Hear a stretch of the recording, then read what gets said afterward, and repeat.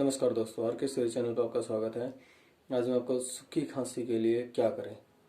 आप बुखार हो जाता है, बुखार के बाद आप ठीक हो जाते हो तो लेकिन खांसी रह जाती है और बहुत दिनों तक लंबी खांसी चलती है, सूखी, गले में बार बार खराश आना।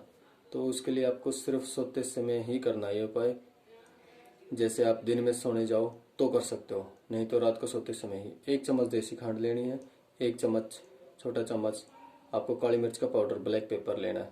दोनों मिक्स करके और वो खा जाना। उसके बाद आपको 1 घंटे तक कुछ भी नहीं खाना, न ही पानी पीना है। अगर आप इसको रात को सोते समय करेंगे तो बहुत ही बढ़िया रिजल्ट आएगा इसका। 2 से 3 दिन में आपकी खांसी जड़ से खत्म हो जाएगी बिल्कुल।